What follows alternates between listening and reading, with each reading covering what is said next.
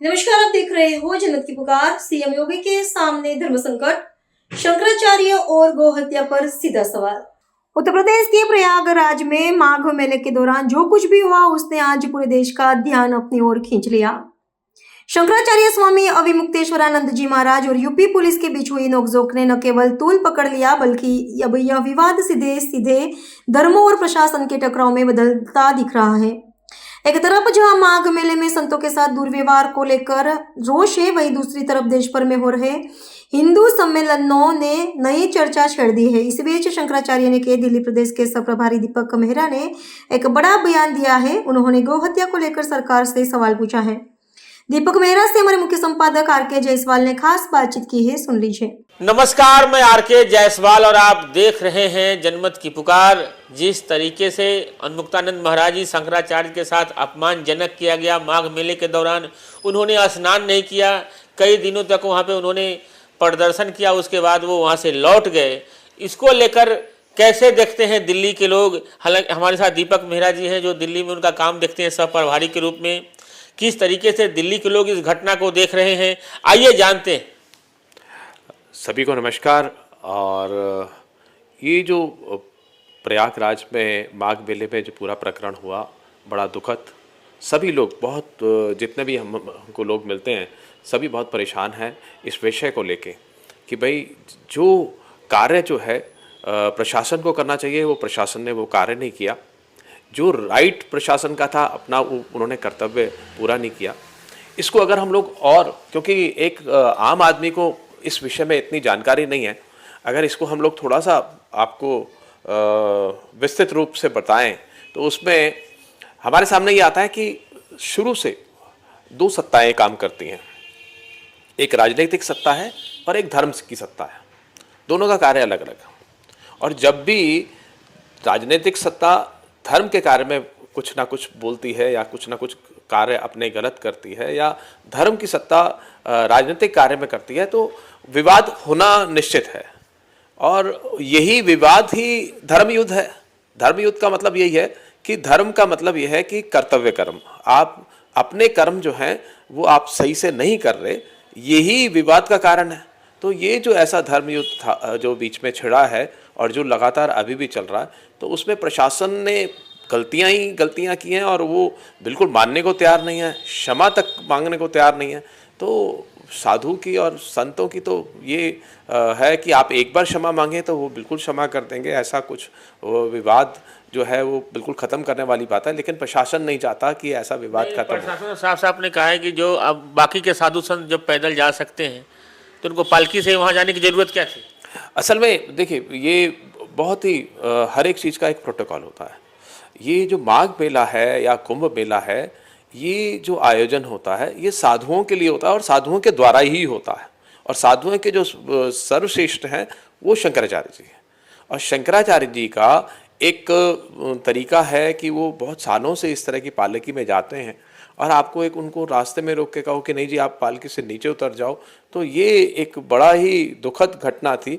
दूसरा ये है कि जो ये माघ मेला हम तो बचपन से सुनते आए हैं कि जो माघ मेला है वो एक हमारे जो नक्षत्र हैं उनका एक कॉम्बिनेशन है, जिसकी वजह से माँ गंगा के अंदर कुछ इस तरह के पवित्रता जो है वो बढ़ जाती है। और साथ के साथ में जब उसमें साधु महात्मा नहाते हैं तो उनका जो फल है वो भी आम जनता को मिलता है। तो मतलब मकसद ये है कि सबसे पहले जो है साधु संत नहाए, उसकी बाद में जब आम जनता नहाए। तो अभी क्या सरकार चाह रही है कि वो सबको जो है समान रूप से देखना चाह रही है कि भाई आप भी समान है, आप भी समान है, जबकि साधु संतों का तो पहला राइट है। क्योंकि ये माघ मेला तो शुरुआत ही शंकराचार्य जी द्वारा की गई है, जिनके द्वारा चलाई गई है। आप प्रशासन को तो वहाँ सिर्फ जो इनके नियम कानून हैं, जो परंपराएं हैं, उनको लागू करने के लिए प्रशासन है। अब प्रशासन अपने ही परंपराएं शुरू कर दे, अपने ही हिसाब से काम करना शुरू करे, ये एक दुखद घटना थी जिसके कारण ये सब पूरा प्रकरण हुआ। पॉलिटिकल लोग तो इसको कह रहे हैं कि बाबा जी राजनीति कर रहे हैं। नहीं, ऐसा राजनीति वाली कोई कारण नहीं है, क्योंकि जहाँ तक सब कुछ ये आपको भी स्पष्ट नज़र आ रहा है कि यहाँ धर्म क्या है।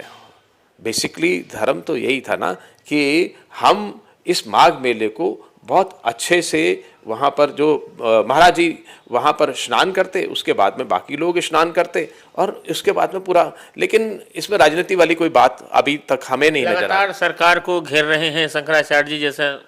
सरकार देखिए और किसको घेरेंगे। अभी जब तक कांग्रेस सरकार सामने थी तो माँ गंगे से शुरुआत शंकराचार्य जी ने शुरुआत करी थी।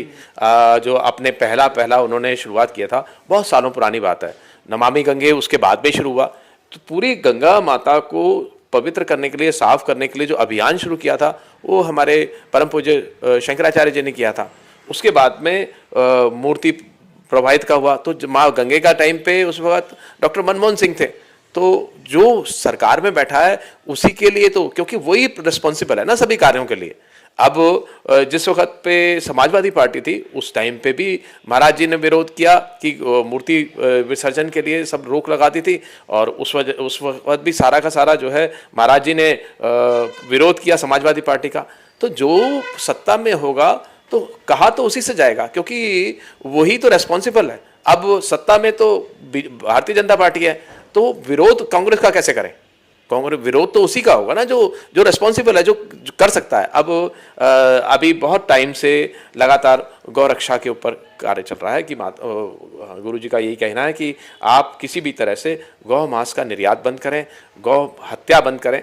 उसमें भी सभी कहीं नहीं, गौ के बारे में बात नहीं करते। वेद लक्षणा, जो कि वेदों में जिनका लक्षण आया है, ऐसी गौ माता को बचाना बहुत जरूरी है।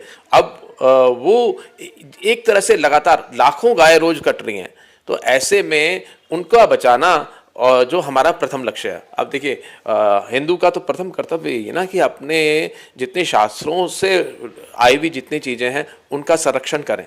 अगर वो ही नहीं कर पाएंगे तो कैसे हिंदू हैं हम लोग।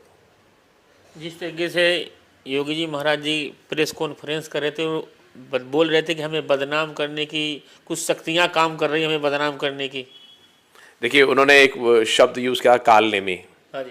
तो कालनेमी कौन था? कालनेमी जो था वो एक धूर्त आदमी था जो सन्यासी के रूप में हनुमान जी को रोकने आया था। और यहाँ क्या हो रहा है? यहाँ वही हो रहा है कि आप धार्मिक कार्यों को, जो धार्मिक अनुष्ठान है, जो धार्मिक चीज़ें हैं, उनको आप रोकना चाह रहे हो। आप ये चाह रहे हो कि भाई गौ मांस जो है वो लगातार निर्यात होता रहे। आप जो अभी तक मेरे ख्याल से जितने भी अनलीगल गौ जो है कट रही थी उन सबको आप लाइसेंस दे रहे हो। आप जो गौ मांस का निर्यात कर रहे हैं जो, या उसका कार्य कर रहे हैं, उनको आप सब्सिडी दे रहे हो, उनको टैक्स में छूट दे रहे हो।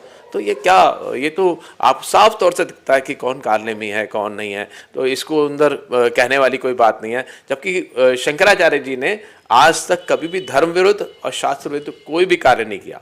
वो तो हमेशा यही कहते हैं कि हम लोग अगर कोई भी आपको किसी भी प्रश्न का जवाब दे रहे हैं तो शास्त्रों अनुसार, हम लोग जिस जगह पे बैठे हैं सम्मान उस जगह का है, सम्मान शंकराचार्य जी की पीठ का है। अगर आप कुछ भी उनके अगेंस्ट करते हैं तो आप पीठ के अगेंस्ट कर रहे हैं। तो पीठ जो है वो पूरे सनातन 100 करोड़ सनातनियों की ये पीठ है, उसका आप सम्मान नहीं कर रहे, उसका आप लगातार। उनके ऊपर तो शंकराचार्य होने पर ही उंगलियां उठा दिया कई लोगों ने। देखिए आप कोई भी बैठा बैठा कुछ भी कहता रहे कि आप शंकराचार्य जी हैं, मैं बैठ के यहाँ कह दूँगा मोदी जी प्रधानमंत्री नहीं है, क्या होगा? तो ये तो एक पूरा तरीका था कि किस तरह से स्वरूपानंद सरस्वती जी के पास में दोनों मठों का जो था वो, और सुप्रीम कोर्ट ने दिया था। सुप्रीम कोर्ट ने ही ये द्वारका पीठ और जो ज्योतिर्पीठ दोनों का जो चार्ज था वो महाराज स्वरूपानंद सरस्वती जी के पास था। अब उन्होंने द्वारका पीठ के सदानंद सरस्वती जी को और यहाँ हमारे स्वामी अविमुक्तेश्वरानंद जी को दिया। तो जब दूसरी पीठ में विवाद नहीं है तो इसमें विवाद मैं आपको उसका भी कारण बताता हूँ। देखिए किसी को बुरा हो सकता लगता हो, लेकिन बीजेपी को सब चीज़ें इन हाउस चाहिए। संत महात्मा और उनके जो शंकराचार्य हैं वो भी उनके अपने ही होने चाहिए, तो जो सब उनके फेवर में बोले। तो ये एक बड़ा दुखद जो शैली जो है चल रही है, जिसके अंदर देखिए ये लोग क्या चाह रहे हैं कि धर्म के भी प्रमुख हम हो, राजनीति के भी प्रमुख हम हो, तो उससे होगा क्या? देखिए भारत जैसे देश के अंदर एक प्याज के ऊपर पूरी सरकार गिर जाती है। आज नहीं तो कल, नहीं तो परसों, 2-4-5 साल के अंदर अगर हम आपने ये सिद्ध कर दिया कि हम लोग धर्म गुरु भी हैं और हम लोग राजनीतिक भी हैं, और ये मान लो सभी लोगों ने मान लिया, और थोड़े दिन बाद पता लगा कि ये सरकार ही बदल गई, तो जब राजनीति के ये गिरेंगे तो फिर धर्म भी तो साथ गिर जाएगा, फिर उसको दोबारा कैसे खड़ा करोगे। तो हमारा तो कहना यही है कि धर्म की सत्ता को अलग रखें। धर्म की सत्ता उसके पास होनी चाहिए जिनको शास्त्रों का ज्ञान हो। शास्त्रों का ज्ञान नहीं है, तो जब शास्त्रों का ज्ञान नहीं है तो फिर आप कैसे इस सब चीज का डिसीजन ले सकते हो। जिस तरीके से अखिलेश यादव, कांग्रेस के बड़े बड़े नेता, आम आदमी पार्टी के विपक्षी पार्टियों के नेताओं से नज़दीकियां बढ़ रही, बाबा जी से उनसे मिलने जा रहे हैं। देखिए, नज़दीकियाँ तो ये हैं कि हर एक व्यक्ति को ये लगता है कि भाई हमको कैसे आने वाले इलेक्शन में फ़ायदा हो, हर एक व्यक्ति को लगता है। तो लोग अपनी पर्सनल अगर उसके लिए जा रहे हैं तो उसमें महाराज जी कुछ नहीं कर सकते। मेरा साहब, आजकल हिंदू महासम्मेलन खूब धूमधाम से हो रहा है, बड़े जोर शोर से हो रहा है, इसकी खूब चर्चा हो रही है, खूब मोटे मोटे चंदे भी वसूले जा रहे हैं, लोग नहीं आ रहे हैं हिंदू सम्मेलन में। मैं 1-2 कार्यक्रम में गया, वहाँ लोग नदारद थे, लेकिन खर्चा खूब किया जा रहा है। क्या कारण मानते हैं आप? देखिए, बहुत अच्छा प्रश्न आप कर रहे हैं और बहुत ज्वलंत प्रश्न है। हिंदू तो सबसे पहले तो देखें कि हिंदू है कौन। हिंदू क्या क्षेत्रफल से है? हमारे अरब सागर और हिंद महासागर से लेके हिमालय के बीच में जितने भी लोग हैं सब हिंदू। अगर वो सब हिंदू हैं तो हमारे जितने भी रहने वाले हैं, चाहे सिख हों, मुसलमान हों, सब हिंदू हैं। चाहे वो नेपाल में रहने वाले हों या कहीं बर्मा में रहने वाले हों, ये सारा क्षेत्रफल के हिसाब से वो हिंदू हैं।